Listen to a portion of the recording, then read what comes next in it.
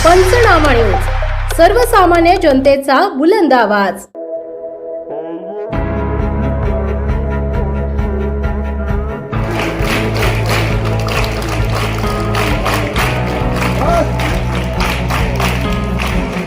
नवापूरच्या Shivaji हायस्कूलला scout राज्य पुरस्काराने गवसणी।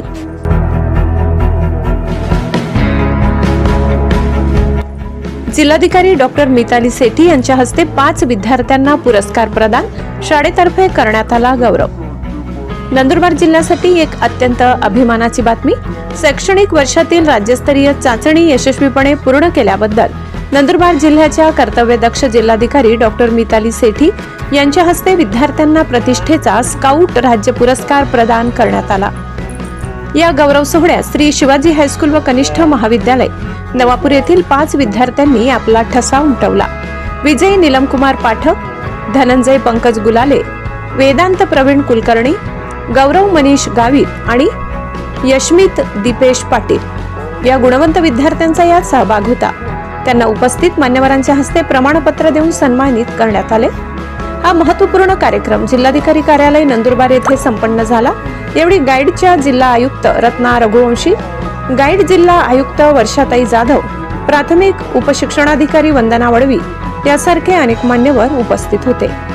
आज शाळेच्या मैदानावर हा खास क्षण अनुभवता आला। या 5ही विद्यार्थ्यांना शाळेच्या मुख्याध्यापिका कमल कोकणी, उपमुख्याध्यापक एन सोनवणे, ज्येष्ठ शिक्षक एजी रजाडे आणि स्काउट विभाग प्रमुख गोविंदा कोडी यांच्या हस्ते गुलाब पुष्प देऊन प्रमाणपत्रे वितरित करण्यात आली।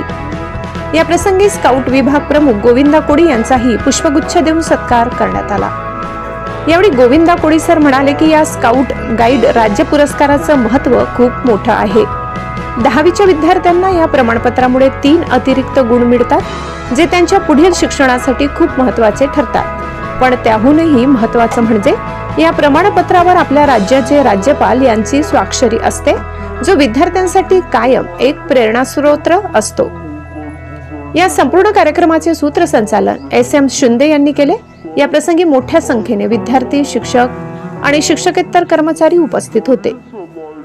नवापूरच्या श्री शिवाजी हायस्कूलने मिळवलेल्या या यशाबद्दल सर्व विद्यार्थ्यांचे, शिक्षकांचे आणि स्काउट विभागाचे हार्दिक अभिनंदन करण्यात येत आहे।